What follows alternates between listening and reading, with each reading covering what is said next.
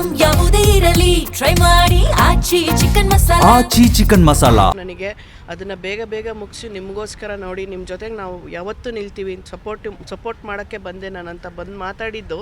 ಅದೇ ಲಾಸ್ಟ್ ಭೇಟಿ ನಾನು ಅವ್ರನ್ನ ಮಾತಾಡಿಸಿದ್ದು. ನನಗೆ ಅವ್ರನ್ನ ಹಂಗೆ ನೋಡಿ ಇವತ್ತಿಂಗೆ ನಂಗೆ ನೋಡಿ ಡೈಜೆಸ್ಟ್ ಮಾಡ್ಕೊಳೋಕ್ಕೆ ಆಗ್ತಾಯಿಲ್ಲ. ಆ್ಯಕ್ಚುಲಿ ತುಂಬ ಬೇಸರ ಆಗ್ತಾಯಿದೆ. ಆಮೇಲೆ ಎಂತೆಂಥ ಸಿನಿಮಾ ಕೊಟ್ಟಿದ್ದಾರೆ ಅವರು. ವಿಷ್ಣುವರ್ಧನ್ ಸರ್ಗಂತೂ ತುಂಬ ಆತ್ಮೀಯವಾಗಿ ಇದ್ದಂಥವ್ರು. ಅವರೆಲ್ಲ ಹೇಳ್ತಾ ಇದ್ರು ಅದನ್ನು. ಸಾಹಸ ಸಿಂಹದಿಂದ ಹಿಡಿದು ಒಳ್ಳೊಳ್ಳೆ ಸಿನಿಮಾಗಳನ್ನ ಮಾಡಿದ್ದಾರೆ. ನಿಜವಾಗ್ಲೂ ಇದು ಒಂದು ಒಳ್ಳೆಯ ನಿರ್ದೇಶಕರನ್ನ, ಒಂದು ಒಳ್ಳೆ ವ್ಯಕ್ತಿತ್ವ ಇರೋವಂಥ ವ್ಯಕ್ತಿನ ಕಳ್ಕೊಂಡಿದ್ದು ನಮಗೆ ಎಲ್ರಿಗೂ ಮನಸ್ಸಿಗೆ ತುಂಬ ನೋವಾಗಿದೆ. ಈ ದುಃಖನ ಭರಿಸೋ ಅಂತ ಅವರ ಒಂದು ಕುಟುಂಬಕ್ಕೆ ಈ ದುಃಖನ ಭರಿಸೋವಂಥ ಒಂದು ದೇವರ ಶಕ್ತಿ ಕೊಡಲಿ, ಅವರ ಆತ್ಮಕ್ಕೆ ಶಾಂತಿ ಸಿಗಲಿ ಅಂತ ನಾನು ಕೇಳ್ಕೊತೀನಿ. ಇದು ಇತಿಹಾಸದಲ್ಲೇ ಮೊದಲ ಬಾರಿಗೆ ಈ ತರ ಒಂದು ಫಿಲಂ ಚೇಂಬರ್ ಅಲ್ಲಿ ಡೆತ್ ಆಗಿರೋದು. ಸೊ ಇಸಿ ಮೀಟಿಂಗು ಫಸ್ಟ್ ಅಂತಿದ್ದೀರಾ, ಎಲ್ಲೊಂದು ಕಡೆ ಮೊದಲಲ್ಲೇ ಈ ವಿಘ್ನ ಎದುರಾಯಿತು ಅಂತ ಅನ್ನಿಸ್ತಿಲ್ಲ?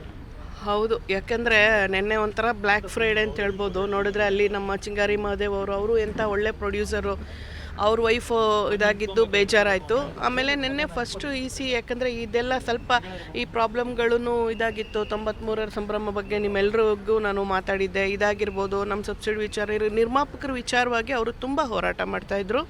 ಆಮೇಲೆ ಫಸ್ಟ್ ಟೈಮು 93 ವರ್ಷದಲ್ಲಿ 92 ವರ್ಷ ತುಂಬಿ 93 ವರ್ಷಕ್ಕೆ ಕಾಲಿಟ್ಟಿದೆ. ಇದು ಫಸ್ಟ್ ಟೈಮು ಸಿನಲ್ಲೇ ಆಗಿರೋ ಅಂಥದ್ದು. ವಾಣಿಜ್ಯ ಮಂಡಳಿನಲ್ಲಿ ಈ ಥರ ಒಂದು ಇನ್ಸಿಡೆಂಟ್ ಆಗಿದ್ದು ಇದು ಫಸ್ಟ್ ಟೈಮು. ಬಟ್ ಒಂದು ಹೇಳಬೇಕಂದ್ರೆ ಅವ್ರು ಇಡೀ ಒಂದು ಜೀವನನ ಚಿತ್ರರಂಗಕ್ಕೆ ಅವರು ತ್ಯಾಗ ಮಾಡಿದ್ದಾರೆ. ಕೊನೆಗೂ ಅವರು ಯಾವುದೇ ಒಂದು ಪ್ರಾಬ್ಲಮ್ ಆಗಲಿಲ್ವಲ್ಲ, ಅವರು ಹಾಸ್ಪಿಟ್ಲೈಸ್ಡ್ ಆಗಿ ನೊಂದು ಒಂಥರ ಏನಾರು ಆ ಥರದ್ದೆಲ್ಲ ಫೇಸ್ ಮಾಡಿ ಅವರು ಹೋಗಿಲ್ಲ. ಅವ್ರಿಗೆ ದೇವರು ಒಂದು ಒಳ್ಳೆ ಎಂಡನ್ನೇ ಕೊಟ್ಟಿದ್ದಾನೆ ಅಂತ ನಾವು ಸಮಾಧಾನ ಮಾಡ್ಕೋಬೇಕು. ಚೆನ್ನಾಗಿ ಇರ್ತಾನೆ ಚಿತ್ರರಂಗದವ್ರ ಜೊತೆಗೆ, ಅವ್ರ ಸ್ನೇಹಿತರ ಜೊತೆಗೆ ಇರ್ತಾ ECL ಮಾತಾಡ್ತಾನೆ ಅವರು ವಿಧಿವಶ ಆಗಿದ್ದಾರೆ. ಅವರ ಆತ್ಮಕ್ಕೆ ಶಾಂತಿ ಸಿಗಲಿ ಅಂತ ನಾನು ಕೇಳ್ಕೊತೀನಿ. ಅಲ್ಲಿ ನಿನ್ನೆ ಮೀಟಿಂಗ್ ನಡಿಬೇಕಾದ್ರೆ ಏನೋ ಚರ್ಚೆ, ತುಂಬ ದೊಡ್ಡ ಚರ್ಚೆ ಆಯಿತು. ಹೌದು, ಸೊ ಅವ್ರೀಗ ಒಂದು ರೀತಿ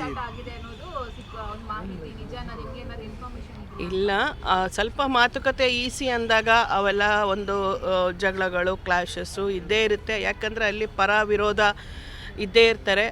ಇವರು ನಾನು ಕಂಡ ಮಟ್ಟಿಗೆ ಪ್ರಾಮಾಣಿಕ ವ್ಯಕ್ತಿ, ಪ್ರಾಮಾಣಿಕವಾಗಿ ಹೋರಾಟ ಮಾಡಿರುವಂಥ ವ್ಯಕ್ತಿ. ಇಷ್ಟು ವರ್ಷದಿಂದ ನಾನು ನೋಡ್ಕೊಂಬಂದಿದ್ದೀನಿ. ಅವ್ರು ಯಾವತ್ತೂ ಸುಳ್ಳು ಪಳ್ಳು ಇನ್ನೊಬ್ಬರ ಜೊತೆಗೆ ಸೇರೇನೋ ನಾವು ಇದು ಮಾಡಬೇಕು, ಒಳಗೊಂದು ಹೊರಗೊಂದು ಇರೋ ಥರ ಮನುಷ್ಯ ಅಲ್ಲ. ಫಿಲ್ಟ್ರಿ ಇಟ್ಕೊಂಡು ಮಾತಾಡೋ ಅಂಥ ಮನುಷ್ಯ ಖಂಡಿತ ಅಲ್ಲ. ಪ್ರಾಮಾಣಿಕವಾಗಿ ಅವ್ರು ಮಾತಾಡಿದ್ದಾರೆ.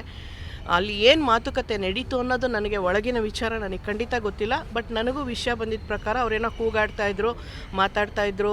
ಕೂಗಾಡ್ಬೇಕಾದ್ರೆ ಅವ್ರಿಗೆ ಸ್ವೆಟ್ಟಿಂಗ್ ಸ್ಟಾರ್ಟ್ ಆಯಿತು. ಸ್ವೆಟ್ಟಿಂಗ್ ಸ್ಟಾರ್ಟ್ ಆದಮೇಲೆ ಅವರು ಹೊರಗಡೆ ಬಂದ್ರಂತೆ. ನನಗೇನೋ ಆಗ್ತಾಯಿದೆ ಅಂತ ಅವರಿಗೆ ಫೀಲ್ ಆಗಿದೆ. ಅಷ್ಟರಲ್ಲಿ ನೀರು ಕೊಟ್ಟಿದ್ದ ತಕ್ಷಣ ಅವ್ರು ಅಲ್ಲೇ ಕುಸ್ತು ಬಿದ್ದಿದ್ದಾರೆ. ಮಲ್ಲಿಗೆ ಹಾಸ್ಪಿಟ್ಲಿಗೆ ಕರ್ಕೊಂಡು ಹೋಗೋ ಅಷ್ಟರಲ್ಲಿ ಅವರು ಇದಾಗಿದೆ ಅನ್ನೋದು ಗೊತ್ತಾಯ್ತು. ಯಾರ್ಯಾರ ಮಧ್ಯೆ ಆಗಿದ್ದು ಮೇಡಮ್ ಅದು ಕೂಗಾಟ? ನಿಮ್ಗೆ ಯಾರು ಮಾಹಿತಿ? ಅದು ನನಗೆ ನಿಜವಾಗ್ಲೂ ಸಾರಾ ಗೋವಿಂದ್ ಸರ್ ಇದ್ದರು.